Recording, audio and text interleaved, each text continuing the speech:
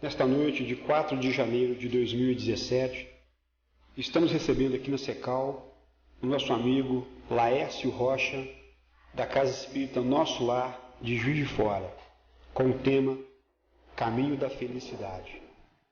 Uma boa noite, para todas as nossas queridas irmãs, irmãos.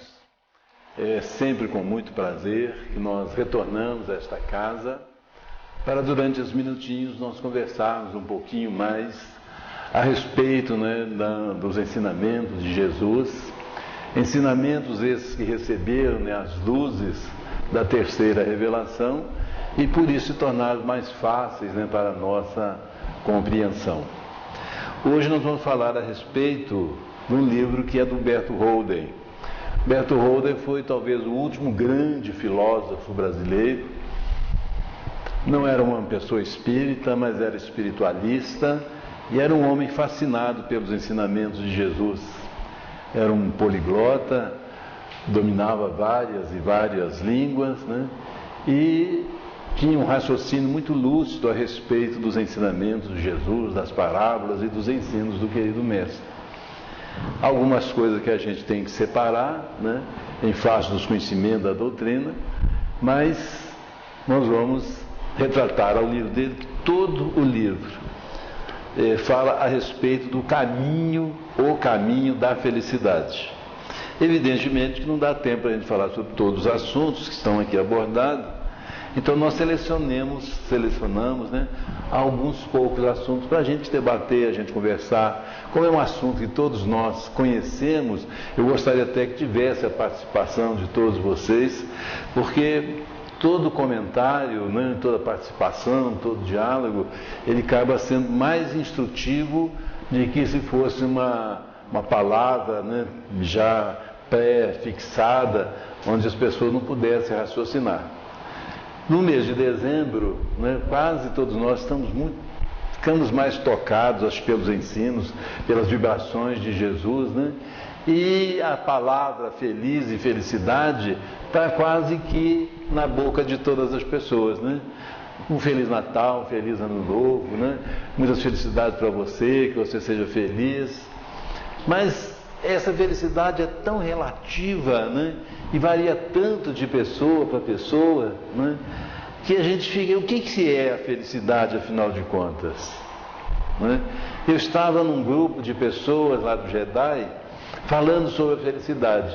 Então eu perguntei, o que é a felicidade para você? Aí um cadeirante virou para mim e disse assim: a felicidade para mim seria poder andar. Quer dizer, nós andamos, graças a Deus, com maior facilidade, uns até ainda correm, outros andam normalmente, e nós nem pensamos que isto é uma felicidade, Poder locomover, poder ir e vir, a gente nem atenta.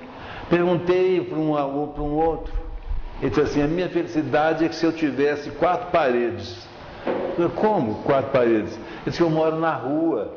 Eu não tenho onde morar. Se eu tivesse um quartinho só para me morar, eu ficaria feliz.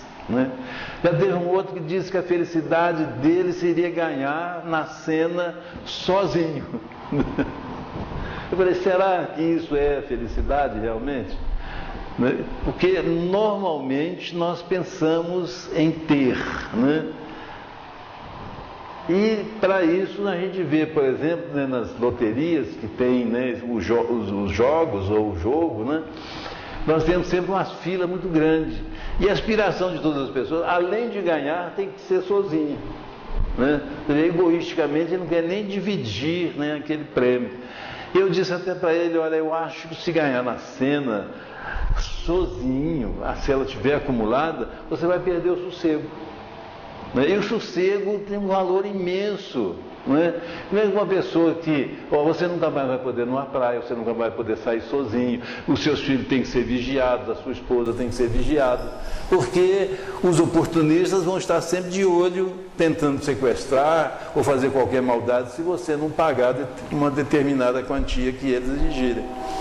Então a felicidade é muito, muito relativa, E desde os tempos mais antigos, 2 filosofias de vida existiam. E o Huberto Holden, ele começa dizendo assim: o problema da felicidade é o problema central e máximo da humanidade. Desde os tempos antiguíssimos, existem duas ideologias filosóficas e espirituais sobre o segredo da felicidade humana. Esta felicidade que supomos, toda arreada de dourados pomos, como diz o poeta, né, Vicente de Carvalho, mas que está sempre onde apenas a pomos, e nunca pomos onde nós estamos. E é verdade, né? O poeta diz muito, a felicidade nós achamos que está sempre num determinado lugar e colocamos lá, ou seja, no ganho, no dinheiro, nas coisas, na posse material, mas nós nunca estamos lá. Então a gente nunca desfruta, porque não é lá, não é no dinheiro, não é na felicidade que está realmente, né, a felicidade. Então ele diz aqui, ainda continuando: existe essa felicidade, essa árvore milagrosa que sonhamos? Existe a felicidade aqui na Terra? Essa árvore que nós sonhamos? Nós perguntamos a vocês. Existe ou não? Você fala alto porque está sendo gravado. Existe essa felicidade ou não? Existe. Existe? Em que consiste? Em cada um. A minha é ter paz de espírito. Hein? A minha é ter paz de espírito. É, né? E existe, vocês concordam com ela, essa felicidade? Concreto pelo que diz a determinação dos espíritos, não, mas dentro da possibilidade do nosso mundo, sim. Fala um pouquinho mais alto. Consegui a minha libertação da minha doença que há 20 anos eu só me mostrando que é a depressão. Então minha taxa fica 14 comigo por dia. Certo. O resto tudo eu sou feliz, sou esposa, 3 filhos, sou casada há 46 anos. Então a minha felicidade seria essa. A felicidade dele seria libertar da doença, né? Libertada sem doença. Pelo menos minimizada. Você vê que ela é relativa, né? Para cada pessoa. No Livro dos Espíritos, na pergunta 920, Kardec pergunta aos espíritos: existe essa felicidade aqui na Terra? A resposta é taxativa: não. Não. Por que é não? Ele fala não, porque a felicidade, né, ela não está em ter, ela não está em você conseguir coisas, você ter posse, né? Ela está em coisas muito mínimas. E nós aqui na Terra, de um modo geral, lutamos desesperadamente para esse princípio de ganhar, de ter, de possuir. Aí nós achamos que somos felizes. Como nós somos um mundo de expiação e provas, né, e que nós somos com muitos defeitos, muitos vícios, nós colocamos essa felicidade naquilo que não torna as pessoas felizes, conforme vamos ver com o desdobramento, né, do estudo. Então ele diz: em que consiste? Como alcançar? Como conservá-la? Já o Humberto Holden diz assim: a felicidade existe sim, não fora de nós. Então, não fora de nós ela não existe, né? Ou seja, no dinheiro, na casa, nos bens, na terra, no gozo, né? Mas, né, dentro de nós, onde raras vezes a encontramos. Então a felicidade, ela não está fora, mas ela está dentro de cada um de nós. Por isso é que Jesus afirmou o quê? De que o reino de Deus está dentro de cada um de nós. Assim que nós conseguimos implantar esse reino de Deus em nós realmente, porque ele está em estado embrionário, ele está adormecido, e compete a cada um de nós despertar este reino. Aí nós sermos felizes, né, realmente. Então, repetindo, a felicidade existe sim, não fora de nós, onde em geral a procuramos, mas dentro de nós, onde raras vezes a encontramos. Em que consiste, né, a felicidade? Então, a célebre escola filosófica de Epícoro, que foi um filósofo, né, grego, ele diz que faz consistir a felicidade na posse e plenitude de bens externos. Ele diz, tanto mais feliz é o homem, segundo os epicureus, quanto mais possui, quanto mais ele tem e quanto mais ele goza. Este é o princípio, né, de Epícoro.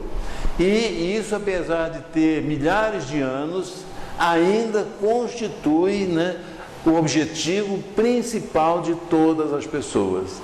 A luta sempre do homem é para ter mais.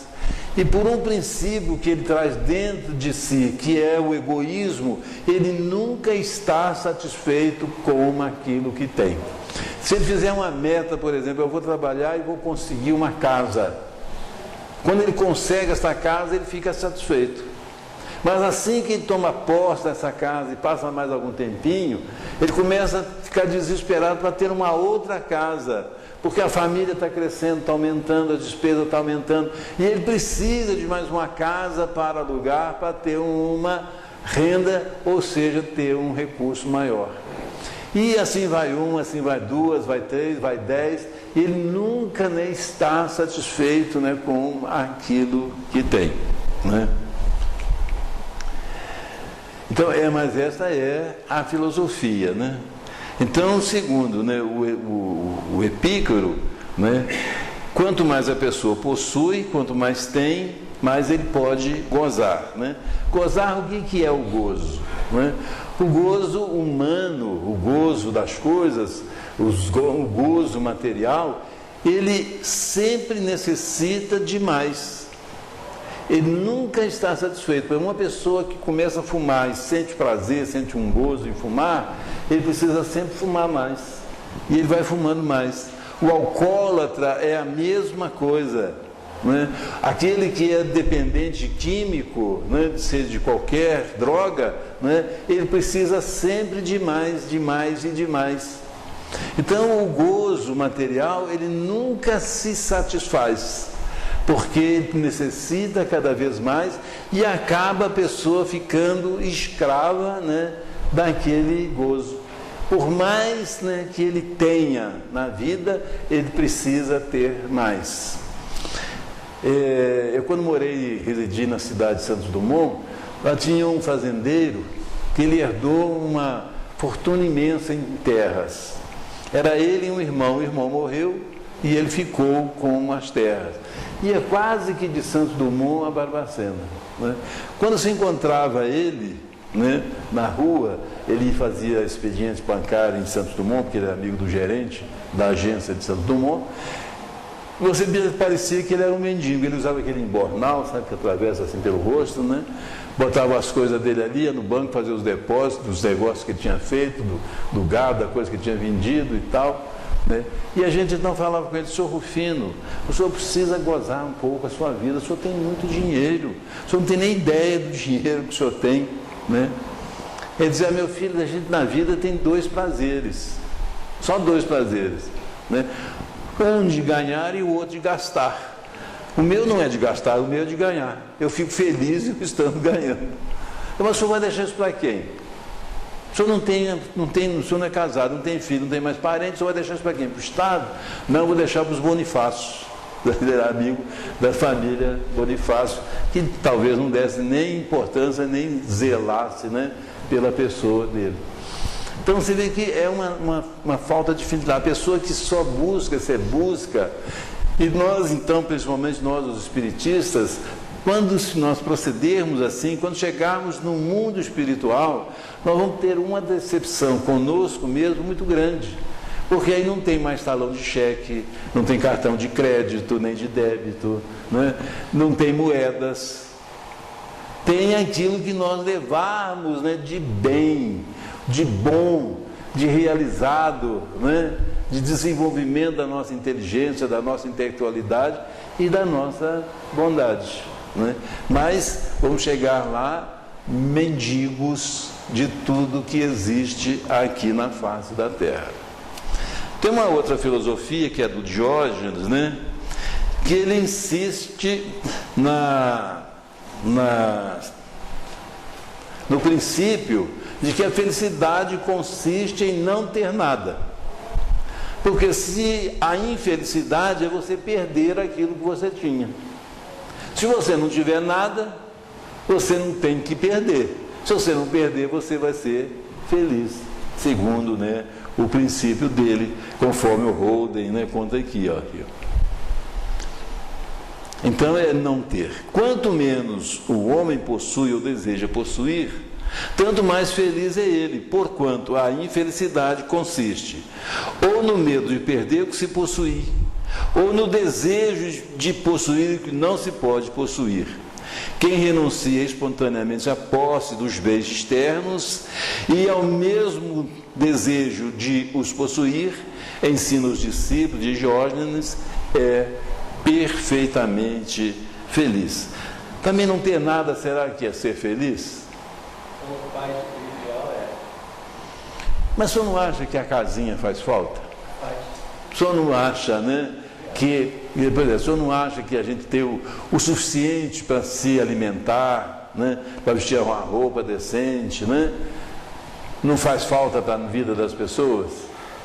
Né? Esse Diógenes, né, aquele famoso, né, filósofo, né, que ele andava até com um tonel, né? Ele não usava roupa, né?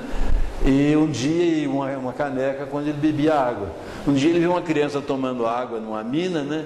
Jogou a caneca fora, porque a criança tomava água assim com a mão, né? Esse não precisa também da caneca, né? Então ele tomava água assim. Ele não tinha nada, absolutamente nada, né? Aí viveu a vida dele toda nesse sentido. Então, será que a posse, olha aí, e a falta da posse, é aí que está o problema? Ou qual que é mais grave? Ter não é importante. Olha, ter é importante desde que você não deixa possuir pela posse. Então, o que é importante? Se a gente imagina, por exemplo, se todo mundo, se ninguém, melhor dizendo, não tivesse nada, como é que iria fazer o progresso? Quem é que daria emprego para outras pessoas? Então é preciso que uns tenham para que os outros tenham trabalho e ambos progridam, né? O problema está em você ser possuído por aquilo que você possui. É você ter a certeza de que aquilo que você possui não é seu. Aquilo que você possui, aqueles bens, são de Deus e não seu. Então eu moro numa casa que eu comprei no ano 2000. Essa casa já foi de 2 outras pessoas. Uma que já morreu, a outra está viva, mas hoje ela é minha. Foi passada com escritura, tudo direitinho, tudo certinho e tal. Mas ela é minha. Eu não vou levar essa casa. Ou eu vou vendê-la, ou os meus filhos herdarão, né, esta casa. Mas eu não tenho a posse. Nós somos usufrutuários dos bens que Deus nos deu. Nós não somos donos de nada, absolutamente nada. E quanto mais nós estivermos apegados aos bens materiais, mais realmente nós vamos sofrer. Porque esse sofrimento, essa posse, né, quando as pessoas acham que é definitivo, traz esse sofrimento. Tem um dos livros, né, do André Luiz, que eu não me recordo o nome de agora, em que eles vão visitar um cemitério. E André Luiz ficou percebendo que tinha alguém que estava preso no túmulo, né? E o André Luiz calculou que essa pessoa estava presa porque esqueceram de desatar um dos nós que prende, né, o espírito, né, ao corpo. Então o André correu para Aí eles chamaram, André, vem cá, volta aqui. Eu disse, quem foi? Mas ele não, é só deslatar o nó. Ele disse, não, ele está preso de propósito. Ele é um grande fazendeiro com muitas terras, muitos bens, etc. E nesse momento está sendo aberto o inventário dele. Vai ser distribuído as terras, vai ser distribuído os bens. E ele não tem condições, mesmo que seja para os parentes, de ver os seus bens sendo distribuídos para outras pessoas. De tão agarrado, né, que ele estava nos seus bens. Então, uma das coisas muito importantes na nossa vida é não nos agarrarmos em coisa nenhuma, sabendo de que a nossa roupa, o nosso corpo. E isso se estende também a nossa forma de conviver com os nossos parentes, com os nossos amigos, com os nossos familiares. Por quê? O nosso filho, a nossa esposa, não é nossa. Até equivocadamente nós usamos, né, o termo a minha mulher, o meu marido, o meu filho, com sentimento de posse, mas ele não é nosso. E isso traz um sofrimento imenso, mas imenso, a pessoa quando, por um motivo qualquer, essa pessoa desencarna. Então a pessoa sofre, se desespera. Eu conheci uma pessoa que é até uma parente minha longe, é uma tia em 2º ou 3º grau. O marido dela morreu. Ela não se conformava de jeito nenhum. Todo dia ela deitava, colocava o pijama dele do lado. Olha que sofrimento que esse homem, esse espírito deve ter ficado no mundo espiritual. Quer dizer, ela não dava, ela ficava ligada, né, à mente dele o tempo todo. Ele não cumpria a finalidade, né, pela qual ele passou aquele ano e desencarnou. E ela, por suas vezes, sofria, porque quando ela via, quando ela lembrava, ela chorava. Para os nossos entes queridos, para a nossa mulher, para o nosso filho, para quem foi, né, nós temos, a única coisa que nós podemos fazer é orar por eles. Eu tenho que amar a minha mulher, amar os meus filhos, na certeza, né, de que não é meu. E eu tenho que estar preparado para me chegar na minha casa, né, chegar lá e ter, às vezes, a sua mulher teve um ataque cardíaco e morreu. Lógico que você vai levar um susto, etc., porque nós somos afetivos e emotivos. Mas faz parte da vida. Quantas pessoas? Será que só acontece com o nosso vizinho? Não vai acontecer na nossa casa? Pode perfeitamente acontecer, né? Ou eu mesmo não chegar, voltar para Juiz de Fora. Quem é que sabe? Né? Ninguém sabe. Então, a gente tem, principalmente nós, os espíritos, tem que se preparar para essa convivência na vida, se a gente quiser ser feliz. Ter essa serenidade, esse equilíbrio para enfrentar qualquer, né, situação. Este é um princípio até do nosso irmão, também um outro filósofo, que ele chama de mestre, foi mestre Zenon, né? Ele fundou, né, a escola estoica, né? E ele dizia, né, que a felicidade consistia numa permanente serenidade interior, tanto em face do prazer como em face do desprazer. Serenidade baseada na perfeita harmonia com a lei cósmica, que o homem perfeito e feliz devia manter-se em uma atitude de absoluta serenidade, espécie de equilíbrio e atitude racional em face do agradável e do desagradável da vida. Esse é a meta também, uma das metas nossas. Você se manter equilibrado, sereno, tranquilo, diante de todos os acontecimentos da vida. Fazem parte do ser humano, da vida do ser humano. Então não é porque eu cheguei na minha casa deu vamos dizer assim, um cataclisma qualquer, caiu minha casa. Fiquei sem casa. Eu não trouxe casa nenhuma, né? Quando eu vim de lá do mundo espiritual, vou batalhar para ver se eu consigo outra, mas se eu não conseguir, vou alugar uma casa, vou trabalhar e vou tentar reconstruir. Se eu chegar na minha casa, né, conforme eu já disse, ou minha mulher, ou algum dos meus filhos tiver morrido, eu tenho que ter esse equilíbrio. Enquanto não adianta eu querer, porque não adianta. Adianta querer arrancar os cabelos? Adianta desesperar? Adianta chorar? Ah, mas você é uma pessoa fria, né? Não, eu sei que todos nós somos emotivos, todos nós somos afetivos. Esse foi o maior erro do mestre Zenon, achar que nós devemos ser indiferentes a tudo e a todos. Você pode ser indiferente à perda dos bens materiais, mas dos bens familiares você não pode, porque você tem emoção, né? Agora, entre você sentir essa emoção, sentir essa perda, né, e você desesperar, vai uma distância, né, muito, muito, muito grande, né? Hoje nós estamos assistindo até essas coisas com muito mais tranquilidade, né, com muito mais amor, e vendo as pessoas se conformarem, né? Agora, recentemente, nós enterramos, né, um menino lá em Juiz de Fora, que vocês só conhecem só através da música dele. Ele é o autor daquela música que chama Passe a Transfusão de Energia Alterando o Nosso Campo Celular. É o filho do Nelson Fernandes. O Nelson a senhora conheceu, né? Foi presidente da AME, né? E que ele teve que, aos 50 anos, professor, né, do Colégio João 23, professor de Educação Física, né, teve uma amnésia, uma demência, né? Essa demência é o quê? O encolhimento do cérebro, que foi progressivo,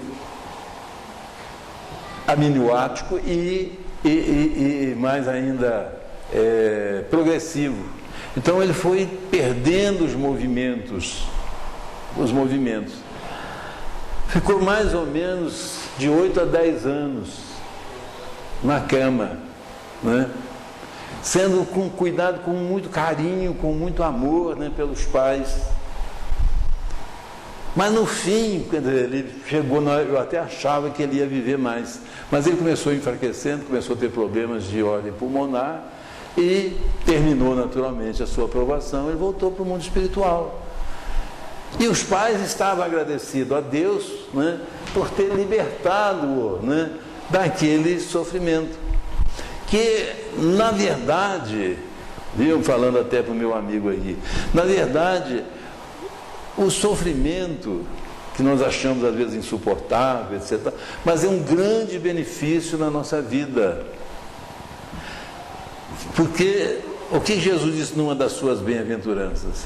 Bem-aventurados os que sofrem, bem-aventurados, né, os simples, bem-aventurados, porque se o senhor hoje tem um problema de ordem física que o incomoda tanto, evidentemente que não é de graça.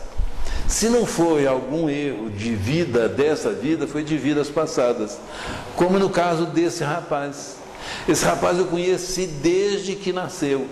Ele nunca fumou, nunca bebeu, nunca jogou, nunca teve vício nenhum. Tanto que na época, nos dias pediram que eu fizesse a prece para ele, eu falei, eu desafio a qualquer pessoa que o conheceu a dizer uma coisinha errada desse moço. Foi bom marido, foi bom pai, a mulher não teve criança, ele adotou 2 meninas. Primeiro adotou uma, depois, mais tarde, adotou a outra, que ficou sabendo que era irmã, sabe, da que ele já tinha adotado. As meninas hoje estão com 14, 15 anos. Então, foi uma pessoa. Senão seria Deus um monstro, né? Se desse um sofrimento para uma pessoa, se essa pessoa não tivesse um erro. E feliz é o Senhor que está resgatando com essa tranquilidade. Feliz foi Ele que resgatou. Isso é um benefício imenso. E tenha certeza de que Deus não coloca fardos pesados, né, nos ombros de pessoas fracas, né? Então é preciso que a gente entenda a vida. E na página 57 desse mesmo livro, o Rolo diz que a gente tem que começar a fazer uma série, sabe, de faxinas dentro de nós mesmos. Assim como a dona de casa faz de vez em quando uma faxina na sua casa, né? E ela joga tudo ou dá, né? Aquilo que ela não precisa mais, ele diz que nós vamos fazer uma faxina, né? Porque infelizmente ainda nós vivemos numa situação quase que de hipocrisia para conosco mesmo. Ele diz, por exemplo, quantas vezes a dona da casa manda a empregada dizer: a visita que está chegando, que tocou, fala que eu não estou em casa. Ela está mentindo, não é verdade? Se ela ensinar o filho, fala que no momento eu não tenho, né? Eu não estou em casa, ou eu não tenho nada para dar o mendigo que pediu. Ela está mentindo e ensinando o filho a mentir. Amanhã, quando o filho se tornar um mentiroso, ela vai dizer: onde que eu errei? Errou no momento que você passou a ensinar ele a ser. Ele disse: 90% das notícias dos jornais, das rádios, da televisão são mentirosas. Porque a imprensa, seja ela escrita, falada ou televisada, tem muito espaço e poucas notícias. Então eles começam, sabe, a criar uma série de coisas mentirosas. Quantas vezes nós chegamos perto de uma pessoa que você às vezes tem até uma certa antipatia, né? E aí a pessoa fala: isso aqui é fulano de tal, e você estende a mão e fala: muito prazer em conhecê-lo, né? E você não está tendo prazer nenhum em conhecer aquela pessoa. Então você precisa de ser autêntico realmente, até que possa parecer a você um pouco, né, sem educação. Então, em síntese, o que é que nós vimos aqui? Que é muito mais difícil ter do que não ter. Não é verdade? Esse equilíbrio que é importante. Saiu há uns 2 meses atrás, na internet, uma página do... Como é que ele chama? Deixa eu ver que o nome dele aqui é Adelino da Silveira. Eu não sei se algum de vocês viram, sabe? Mas ele disse que ficava impressionado com uma pessoa que chamava Jorge. O Jorge, ele vinha de longe, lá para visitar o Chico, no centro. E o Chico, quando via o Jorge, o Chico parava. Ficava todo mundo, mais de 500 pessoas no centro esperando o Chico, e o Chico ia atender o seu Jorge. Ele disse que o Jorge era uma pessoa de cor, né, preta, andava descalço, tinha só um paletó com um botão só. Diz ele que o Jorge talvez não fosse amante, sabe, de banho, porque ele disse que ele fedia, porque ele andava a pé, suava muito, né, aquela estrada empoeirada, né, tinha os dentes estragados, todos os dentes estragados, né, o que proporcionava a ele um mau cheiro, né, da boca, por ter os dentes estragados.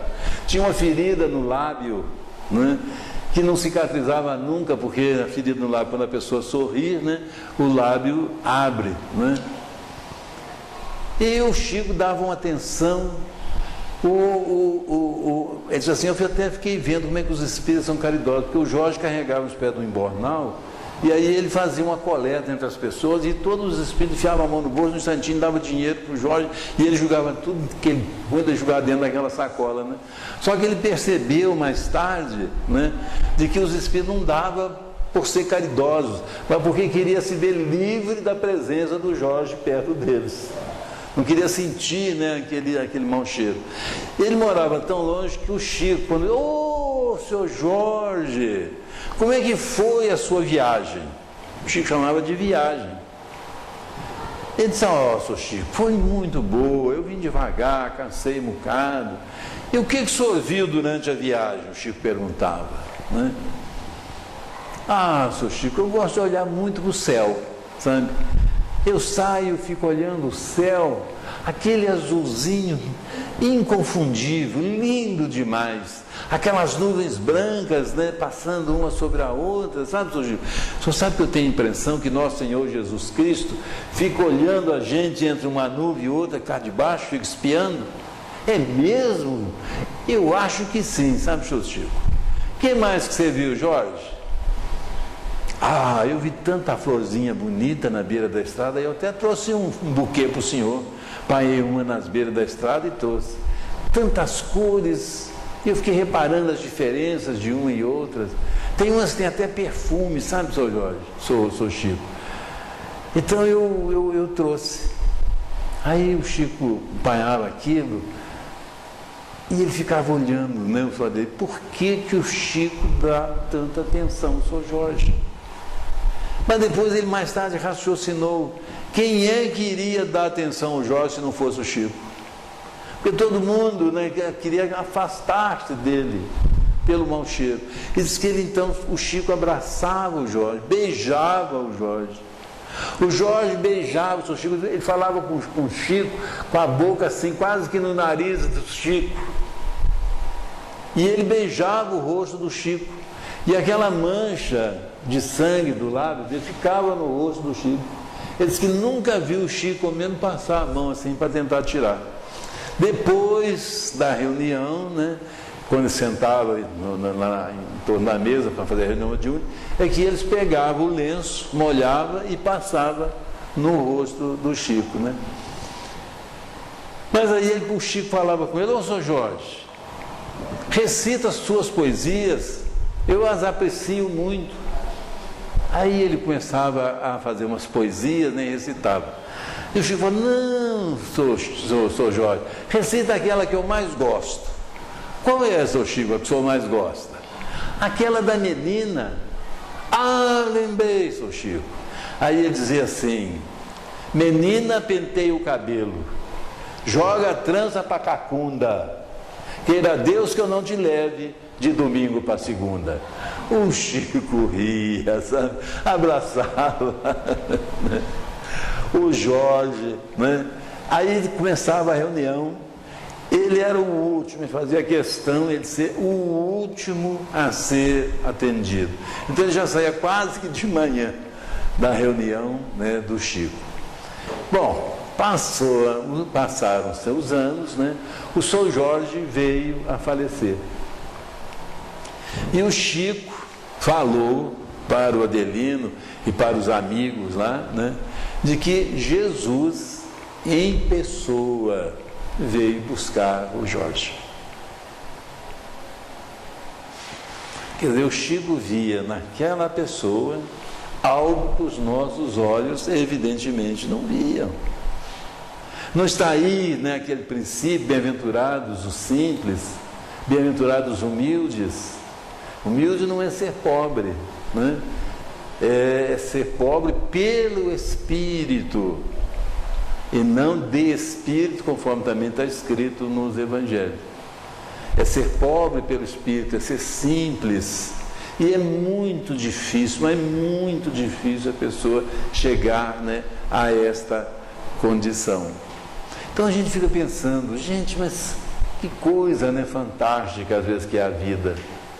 O Chico deveria ver as qualidades daquele ser superior, né, reencarnado num corpo daquele jeito.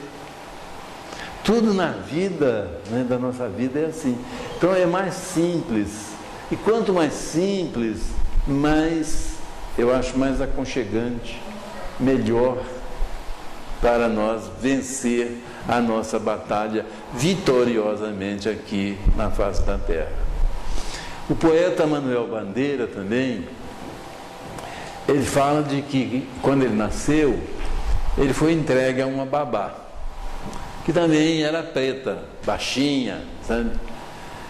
Foi essa babá que fazia, era a segunda mãe dele, ela que dava banho, ela que o criou, ela que dava alimento, ela que levava mais tarde ele para a escola, que trazia da escola, né? Tudo que era com Irene, que era o nome dela, né? Aí ela morreu, ele fez uns versinhos simples para ela, em que diz assim: Irene preta, Irene boa, Irene sempre de bom humor. Imagino Irene entrando no céu. Licença, meu branco. E São Pedro bonachão: entra, Irene, você não precisa de pedir licença. E é isso. O que conta não é a nossa cor de pele, não é a nossa posição social, não é a posição de ser, né, uma criada, mas é do amor, né, que a pessoa tinha, um amor que ela votava a ele, o desejo de servir, de ajudar sem jamais, né, reclamar, sem jamais desejar receber alguma coisa, né, em troca. E isso é muito importante, né, esse desabrochar de nossas vidas. Aí vocês podem estar perguntando, mas e afinal de contas, o que é o segredo, né, da felicidade? Onde é que nós vamos encontrar essa felicidade? Como proceder para conseguir, né, essa felicidade? Bom, por tudo que a gente já viu, por tudo que a gente já leu, por tudo que a gente já vivenciou, a felicidade não consiste em receber conforme nós sempre desejamos. Mas é quando a pessoa começa a ter o desejo de ser útil, de servir o seu próximo desinteressadamente. Porque tem muitas pessoas, né, que procuram servir, né? Tem até um ditado que diz: quem dá aos pobres empresta a Deus, né? Olha que absurdo, né? Como é que eu vou emprestar a Deus se tudo é dele? Eu tenho alguma coisa para poder emprestar? Né? Então, tem pessoas que dão porque acham que estão fazendo empréstimo a Deus e estão garantindo, né, um lugarzinho lá no céu, né? Os católicos, né, principalmente, né, acham que tem que dar a missa, tem que pagar isso, tem que pagar aquilo, porque serão agraciados com um lugar, né, no céu. Muitos espíritas também acham que dão alguma coisa, alguma participação, porque estão ajuntando bônus horas, né? Tem uns até mais pretensiosos que acham que vão construir uma casinha bem perto, né, da casa do Dr. André Luiz, lá no nosso lar, né? Lê do engano, porque tudo aquilo que você fizer com um segundo interesse, está anulada a sua ação. Com Deus nós não comercializamos. Essa doação é quando ela é espontânea, ela é natural. Quando você faz, aí você vai começar a receber automaticamente uma sensação de bem-estar, uma alegria que você não sabe como. E é a retribuição da gratidão, não é aquela gratidão falada, muito obrigado, que Deus te abençoe, você não, é espontâneo. Quando você faz a alegria de alguém, você sente muito mais alegria do que por alguém que você fez. Eu trabalho lá no Jedi, né? E então agora no fim do ano, as nossas funcionárias, né, reuniram as 120 pessoas das residências terapêuticas. Essas pessoas saíram dos hospitais psiquiátricos, né, que foi fechado de acordo com a lei. E fomos num sítio perto da cidade de Lima Duarte, a 1 quilômetro de distância do asfalto, que nos fins de semana se transforma num restaurante de comida típica, né, da roça, né? Mas como nós fomos dia de semana, né? Então foi só para esse grupo. Eles então fizeram numa terça-feira, né? Então a gente pode verificar que as pessoas que lá foram pessoas inválidas, pessoas cadeirantes, sabe? Mas a alegria que aquelas pessoas ficaram, sabe? Foi 3 ônibus desses grandões, né? A alegria que aquelas pessoas ficaram, você passa a sentir a mesma alegria delas. Sendo que nós fizemos o quê? O mínimo. Mas aquilo para elas um simples passeio, né? Um simples ser servida por garçons, um simples ter a comida, né, o tempo todo, né, foi naquele fogãozão de lenha, né, à vontade o dia inteiro. Mal acabou de comer, daqui a pouco eles serviram um café, sabe? Tudo, os produtos, tudo que é servido, do café, biscoitinho, etc., pão, tudo feito lá mesmo, né? Então, quer dizer, essa alegria que elas têm, que passa automaticamente para o benfeitor. Então, a maior felicidade não é daquele que recebe a dádiva, mas é aquele que faz essa pessoa receber a dádiva. Não é o recebedor, mas é quem realiza. Então, quando a gente começa a esse trabalho, é que você começa a sentir essa grande alegria, sem dúvida alguma, né? Para nós finalizar, tem uma história também que diz de um senhor, né, que tinha comprado um terreno próximo, né, à cidade. O terreno era grande, mas não grande demais, nem menos de uma chácara, né?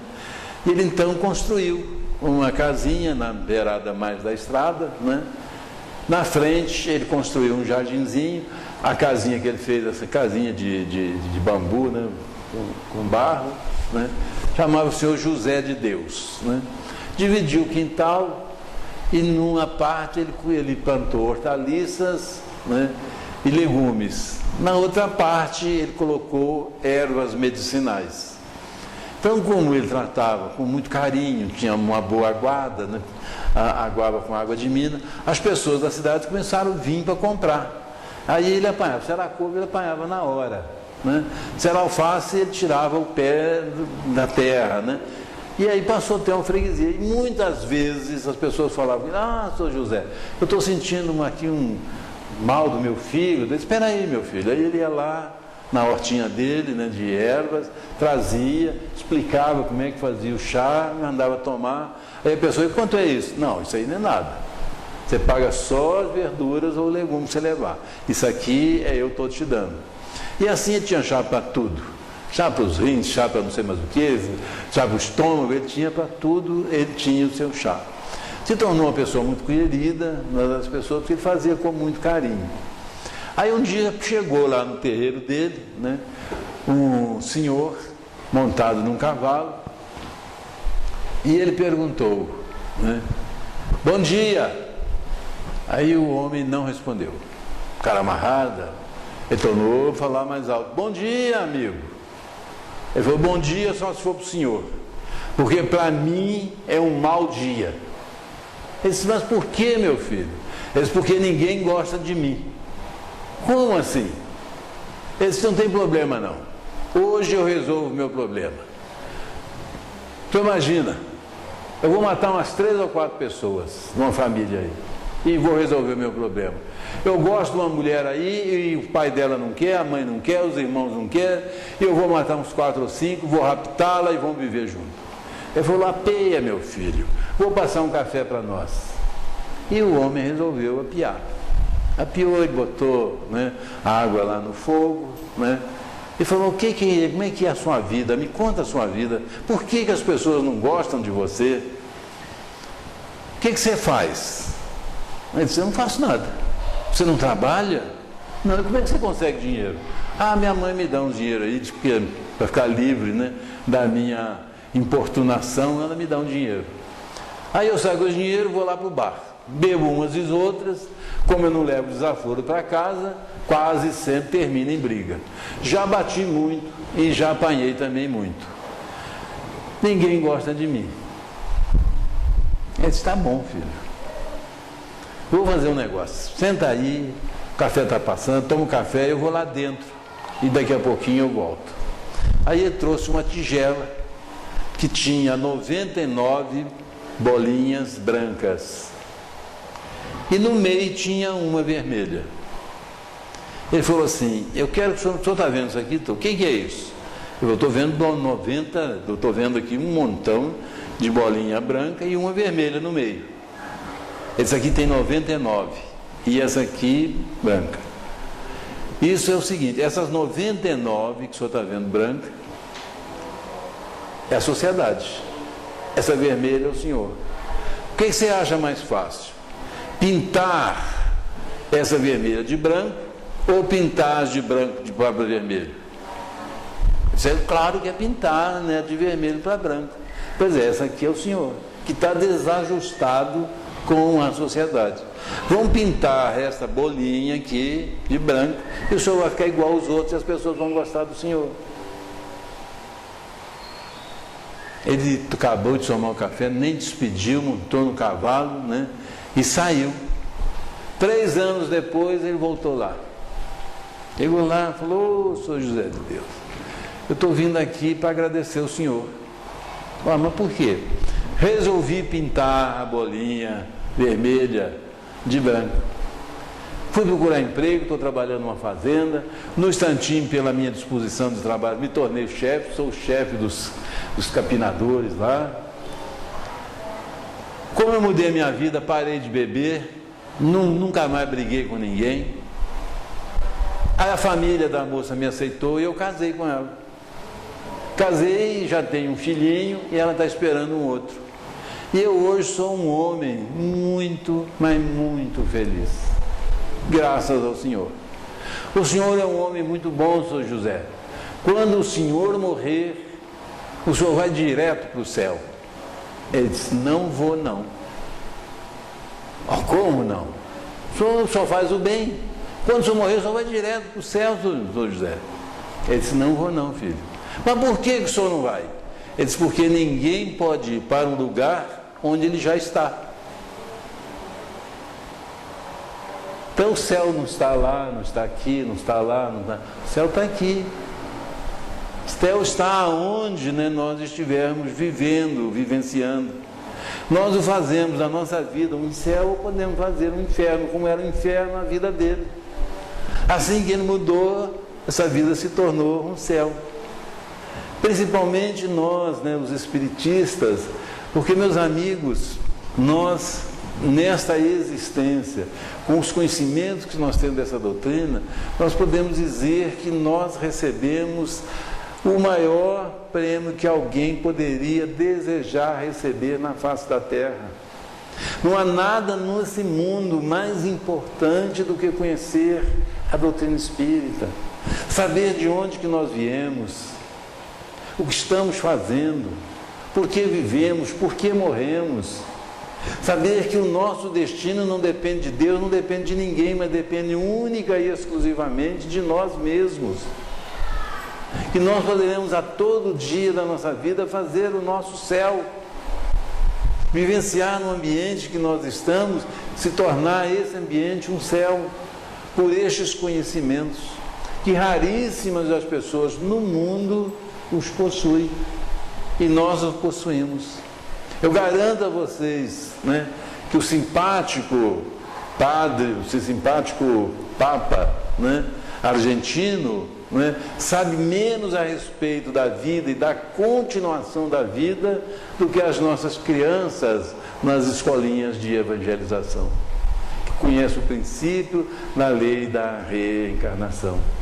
Nós temos esse manancial. Então, às vezes a gente fica pensando: meu Deus, o que falar, o que pedir mais a Deus? Não tem o que pedir, temos que realizar. E todos nós, em qualquer situação, podemos assim o fazer, conforme nós vimos nessas pessoas simples que nós acabamos de citar aqui para vocês. Nós agradecemos, terminando, né, a nossa prédica desta noite, nesse momento em que nós iniciamos, né, um novo ano. Esta é acho que a primeira reunião pública, né, do ano, e eu desejo que todos possam aproveitar muito esse ano. Estejamos na idade que estejamos com o nosso corpo já combalido pela doença, ou ainda atleticamente estivermos bem. Que possamos aproveitar dentro desta oportunidade, porque o nosso céu está aqui mesmo, dentro de nós. Obrigado a todos.